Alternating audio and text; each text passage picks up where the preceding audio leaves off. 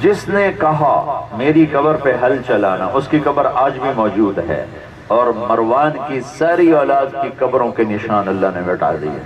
عمر کی قبر آج بھی موجود ہے، اور آج بھی وہاں فاتحہ پڑھنے والوں کا رش ہے۔ اور ولید بھی گیا، عبد الملک بھی گیا، سلیمان بھی گیا، یزید بھی گیا، ہشام بھی گیا، ابراہیم بھی گیا، مروان، ایک کی قبر موجود نہیں سر، ایک شخص کی قبر موجود۔ اور پھر جب ان کا انتقال ہونے لگا تو انہوں نے بلایا رجا بن حیوہ کو، کہنے کہ دیکھو میں نے 3 بادشاہوں کو قبر میں اتارا، ایک عبد الملک، ایک ولید، ایک سلیمان۔ جب میں نے ان کی کفن کی گرہ کھولی تو میں نے دیکھا ان کا چہرہ قبلے سے یوں ہٹا پڑا تھا، اور ان کے رنگ کالے سیاہ پڑ چکے، اور ان کو دنیا سے گئے ہوئے 1300 سال ہوئے ہیں۔ میں آج ان کے وکیل بن کے اللہ کی قسم اٹھا کے کہتا ہوں، زنا نہیں کرتے تھے، شراب نہیں پیتے تھے، نماز نہیں چھوڑتے تھے، تہجد نہیں چھوڑتے تھے، روزہ نہیں چھوڑتے تھے، زکوٰۃ نہیں چھوڑتے تھے، بلکہ ولید بن عبد الملک تہجد میں 10 سپارے پڑھا کرتا تھا، نفلوں میں کھڑے ہو گئے۔ چہرہ کیوں پھر گیا، رنگ کیوں کالے پڑ گئے؟ ظالم تھے، ظلم کیا انتہا درجے کا، ان کا اور ان کے ذمہ اور کوئی فرد جرم، صرف ظالم تھا۔ اب تمہاری مرضی ہے، ظالم پولیس والا بن کے مر جاؤ یا عادل بن کے مر جاؤ، ظالم بن کے مر جاؤ، مظلوم بن کے مر جاؤ۔ ظلم کیا، اور سلیمان کی میت کو قبر کے قریب گیا اتارنے کے لیے، تو اس کی میت ہلنے لگی، تو اس کے بیٹوں نے کہا ہمارا ابا زندہ ہے، زندہ ہے، اس پہ سکتہ ہو گیا تھا۔ اے حضرت عمر نے کہا، عمر بن عبدالعزیز، نہیں بچو، بل عجل اللہ بالعقوبہ، عذاب قبر جلدی شروع ہو گیا ہے، چھپاؤ چھپاؤ، عذاب قبر جلدی شروع ہو گیا ہے۔ محمد بن قاسم کا قتل ایسے تو نہیں چلا جائے گا، محمد بن قاسم جیسے کو قتل کرنے والا، ہمارا تو وہ محسن ہے، میرا ضلع ملتان ہے، ہم تو اس کے کھاتے میں ہیں۔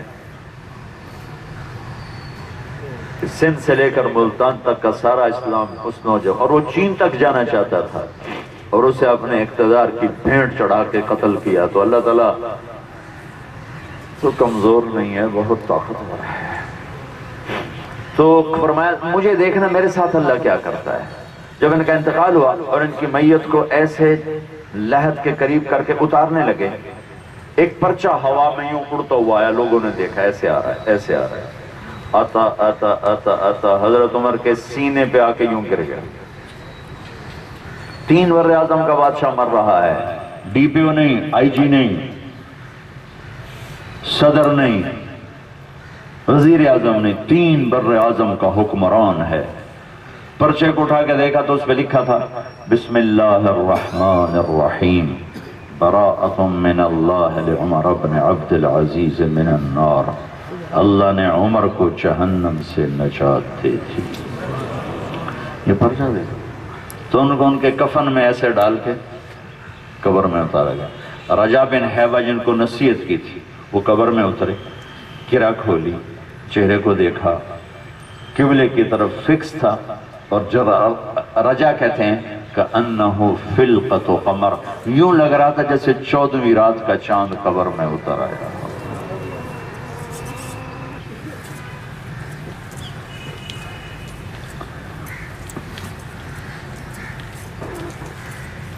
تو بھائیو، میرا دیس آج آپ کی مدد کا محتاج ہے۔ کسی قوم کو تباہی اور زوال کا سامنا پیسے کی کمی سے کبھی نہیں ہوا، بھوک کی وجہ سے کبھی نہیں ہوا، اسباب و وسائل کے ٹوٹنے سے کبھی نہیں ہوا۔ جو قوم بھی ہلاک ہوئی ظلم کی وجہ سے، جھوٹ کی وجہ سے، بددیانتی کی وجہ سے۔ اپنے تھانوں سے ظلم نکال دو، جھوٹ نکال دو، دھوکہ نکال دو، رزق اللہ کے خزانوں پہ چھوڑ دو۔ برکت چاہتے ہو باوضو رہو۔ میرے نبی سے ایک شخص نے پوچھا یا رسول اللہ میں چاہتا ہوں میرا رزق بڑھ جائے، تو آپ نے کہا باوضو رہا کر بڑھ جائے۔ برکت چاہتے ہو میرے نبی نے فرمایا جو یہ چاہے اس کی روٹی بڑھ جائے، رزق بڑھ جائے، جو یہ چاہے اس کی عمر بڑھ جائے، اس کا نام زندہ رہے، ماں باپ کی خدمت کرے، رشتہ داروں سے اچھا سلوک کرے، رزق بھی بڑھے گا، عمر بھی بڑھے گی، عزت بھی بڑھے گی۔ یہ اللہ کے نبی نے بتائے ہیں رزق کو بڑھانے کے اسباب۔ تو میں آپ سب بھائیوں سے گزارش کرتا ہوں، اور آپ کے ڈی پی او کا بھی میں شکر گزار ہوں کہ اللہ نے ہمیں ایسے نوجوان دیے ہوئے ہیں جن کی برکت سے کچھ یہ شمع فروزہ ہیں، کچھ روشنیاں ہیں۔ ایسے نوجوان نہ ہوتے تو شاید اب تک زمین ہمیں نگل چکی ہوتی یا پانی بہا چکا ہوتا کہ مظلوم کی ہائے سے اللہ کے واسطے بچ۔ آپ نے کہا اتقی دعوت المظلوم، مظلوم کی بد دعا سے بچنا، فَإِنَّهُ لَيْسَ بَيْنَهُ وَبَيْنَ اللَّهِ حِجَابٌ، اس کے اور اللہ کے درمیان کوئی پردہ نہیں ہوتا۔